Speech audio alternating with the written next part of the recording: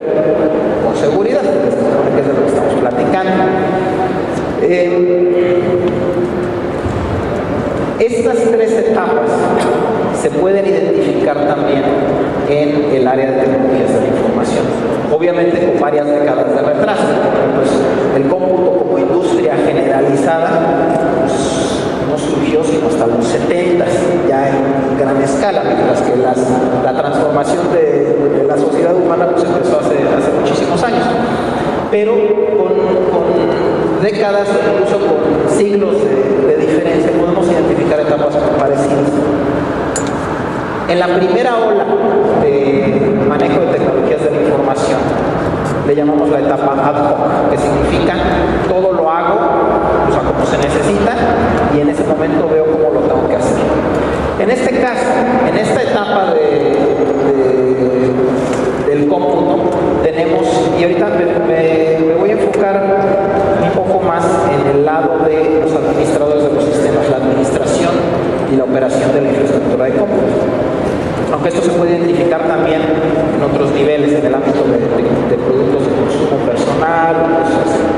Entonces tenemos lo que yo le llamo el administrador heroico. Y esta es la época que quizás muchos de nosotros vivimos cuando empezamos, de que pues tienes que administrar 10 máquinas, pues te sientas en la primera, le mueves, te pasas a la segunda, le mueves, te pasas a la tercera, le mueves, quizás no físicamente, me voy conectando de máquina a máquina, pero tengo que hacer este proceso repetitivo. No cuento todavía, y esto es análogo a la primera ola del desarrollo de la sociedad, con los mecanismos o con el conocimiento para automatizar en gran escala las tareas que tengo que realizar. Entonces, tengo herramientas, claro, tengo scripts, tengo programas, tengo herramientas que me dan información, pero todo lo tengo que procesar yo de manera manual y tengo que reaccionar de manera manual. Si ocurre alguna emergencia, tengo que responder de manera manual. Y pues obviamente esto resulta en que el administrador de esta etapa pues nunca tiene descanso. O sea, trae su beeper y el beeper suena a todas horas de la mañana, del día y de la noche, porque ya se cayó la máquina, porque pasó esto, porque miles de cosas. Entonces es una labor muy intensiva, es una labor completamente manual. En la segunda etapa tenemos lo que se conoce como megamáquinas, es el concepto general. El término de megamáquinas fue inventado por un historiador, sociólogo y arquitecto llamado Louis Mumford, que hizo la observación que les comenté hace rato, de que la parte más grave de la industrialización es que los seres humanos pasan a formar parte de la máquina. Entonces, la industrialización le quita su humanidad al ser humano al pasar a formar parte, una pieza más de la maquinaria industrial. Y él le llama megamáquinas a las corporaciones gigantescas, a las industrias, a las líneas de producción, a las líneas de fabricación, en las que los humanos pues, son piezas que funcionan y que hacen que todo esto produzca lo que tiene que producir. Mumford hizo algunas observaciones más allá interesantes acerca del aspecto social y ético de las megamáquinas. Por ejemplo, él describió a la Alemania nazi como una megamáquina, en la que al verse los seres humanos reducidos a piezas de una maquinaria más grande, se pierde también el aspecto ético. Y llegó el punto pues, de mucha gente, como bien sabemos, que hacían cosas terribles que quizás por su cuenta no hubieran hecho, pero que las hicieron como parte de esta maquinaria bajo el concepto de que yo estoy haciendo mi trabajo. Entonces tiene implicaciones de este tipo también. En la segunda ola de tecnologías de la información, el tema genérico es lo que yo le llamo los administradores de línea de producción o de línea de fabricación. Y esto lo vemos sobre todo actualmente en empresas grandes que proporcionan servicios de cómputo. Y los ejemplos obvios son IBM, HP y todas las empresas muy grandes de consultoría. ¿Qué tenemos? De manera análoga a lo que teníamos en las líneas de producción industrial, tenemos muy alta especialización de las labores de administración de la infraestructura de cómputo. Entonces, tengo la persona que está a cargo de encender la máquina, la persona a cargo de poner el CD, la persona que está a cargo de cerrar la puertita del CD, la persona que tiene la autorización de encender la máquina, luego el administrador que sabe de Windows y que sabe cómo correr el proceso de instalación. Después viene la persona de antivirus que instala el antivirus y lo configura. Después el grupo que configura el almacenamiento. Después el grupo que configura la red. Y entonces para instalar una máquina necesito 20 gentes. Y necesito una semana, porque pues obviamente está bien difícil que todas estas personas coincidan al mismo tiempo y con la misma disponibilidad. Entonces, esto obviamente a las empresas les permite reducir costos, porque tenemos personal muy especializado, que quizás pues, no sabe si no tiene un conocimiento amplio y general de cómo funciona la infraestructura, pero sabe perfectamente bien cómo correr el instalador de Windows y qué respuestas darle al instalador para que instale el sistema operativo. Punto. Pasa cualquier otra cosa y le tiene que llamar a alguien más que sepa de esa área. Entonces, se puede tener un gran número de personal y además, cada una de estas personas, obviamente, pues no le da servicio a un cliente, le da servicio a 10, o a 50, o a 100, o a los que se puedan. Entonces, es una manera muy eficiente de utilizar el costo, de utilizar el dinero que le estoy pagando a esta persona.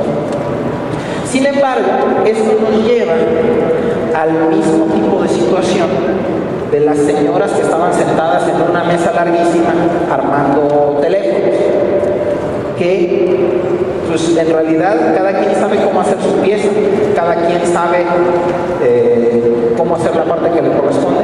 Nadie se siente responsable del producto final. O sea, si la silla sale con la pata chueca, ninguna de las personas que está en la línea de ensamblaje va a decir fue mi culpa. ¿Por qué? Porque pues, todos le metimos mano. Y es lo mismo. Y esto yo lo he visto de manera personal en este tipo de organizaciones. Oye, hay un problema. Y a lo mejor el problema es, pues no sé, se llenó el disco. Hay que borrar los archivos temporales, hay que borrarlo. Y perdemos una semana en lo que se discute quién tiene la responsabilidad y además quién va a dar la autorización. Porque pues yo no lo voy a hacer por mi cuenta. ¿Qué tal si algo pasa? Me van a echar la culpa a mí. Entonces, nadie toma la responsabilidad. Y esto es algo que tiene implicaciones para la seguridad. ¿Por qué? Porque la seguridad en gran parte depende de configuraciones correctas, de funcionamiento predecible y de funcionamiento correcto de los sistemas. Y si nadie se hace responsable, pues básicamente nadie se va a hacer responsable de la seguridad de sus sistemas. Tampoco. Siguiendo con las analogías a la etapa industrial, tenemos grandes corporaciones con muchísima gente y tenemos una división. Ahora ya no al nivel de quién es el dueño de la empresa y quiénes son los trabajadores, que sigue existiendo, pero a nivel de conocimiento tenemos una división en la reputación, digamos así, de las categorías de gente. Entonces, y eso es algo que seguimos viendo hasta la fecha, tenemos los arquitectos, los diseñadores, los expertos, que son los que saben cómo funciona la red, los que conocen, los que estudiaron TCP/IP y los que saben cómo funcionan los protocolos y los que saben cómo hay que conectar las líneas en los diagramas de red para que las cosas funcionen. Y tenemos los administradores, que yo creo que estudiaron, no sé, no hicieron ni la prepa. Se pusieron a leer un libro y aprendieron Unix y aprendieron Windows y después les dieron un cursito en línea de storage y no sé qué, y pues ahí están. Entonces tenemos esa separación en cuanto a la percepción de la capacidad de cada grupo de gente. Y en gran parte esa percepción es alimentada por la alta especialización de labor. Entonces, si yo tengo la persona que se supone que está a cargo de configurar el firewall, pero le hago una pregunta de TCP/IP y no conoce ni los conceptos básicos, porque en realidad lo único que sabe es qué cajitas picarle y qué valores poner para que funcione, pues obviamente muy rápido le pierdo el respeto a esa persona como una persona competente en cuestión técnica. Entonces, es un ciclo vicioso, ¿se dan cuenta? Tenemos un efecto muy importante en esta etapa, es los conceptos de rollout y rollback, que si alguno de ustedes se ha visto enfrentado a ITIL o a estándares parecidos, conoce conocen estos conceptos. Tenemos los controles de cambio. Entonces, si yo quiero hacer cualquier cambio en el sistema bajo este esquema, si quiero, no sé, cambiarle cualquier aspecto de la configuración, tengo que describirlo, tengo que justificarlo, tengo que obtener autorización. Y esto es incluso para cambios muy simples, no digamos cambios grandes, ¿no? O sea, de mudar un centro de datos, una cosa así, no hablemos. Pero incluso cosas muy simples las tengo que hacer con este procedimiento. Y llega un punto de tiempo, la ventana de tiempo, que aquí es cuando puedes hacer tu cambio. Y aquí haces lo que tengas que hacer. Si falla, vas para atrás y empiezas del cero y lo regresas a como estaba antes, aplanas todo y lo dejas limpiecito como estaba al principio y le vuelves a pensar, lo planeas bien y lo volvemos a intentar. Entonces, la analogía aquí es entre lanzar un cohete o volar un avión.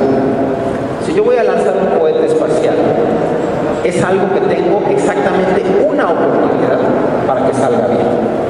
Si no sale bien, o el cohete explota, o dos, no vuela, entonces me tengo que pasar meses o años volviendo a planear, a diseñar, a revisar, para que salga bien al siguiente intento que yo tenga.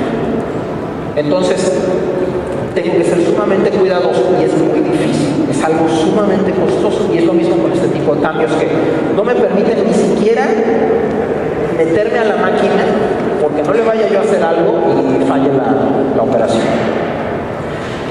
Contra el concepto de corrección continua, que es semejante a volar un avión.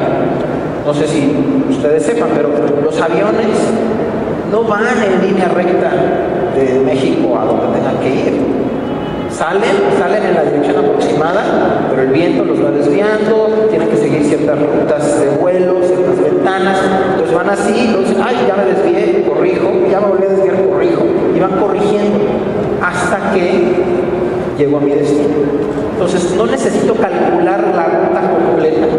Saliendo de la Ciudad de México no necesito calcular el ángulo exacto para irme derechito hasta París, sino que salgo más o menos en la dirección que me toca y de acuerdo a los lineamientos de seguridad y todo eso, voy corrigiendo. Y eso es posible gracias a que los aviones tienen actualmente la instrumentación para poder saber en qué dirección van. Tenemos brújulas, tenemos giroscopios, tenemos satélites, tenemos GPS, tenemos un montón de cosas que permiten saber exactamente dónde estoy y ver para dónde me tengo que ir para llegar a mi destino. Entonces son dos conceptos muy diferentes y este concepto de corrección continua es uno que también podemos aplicar en cómputo. Lo cual nos lleva a la tercera ola.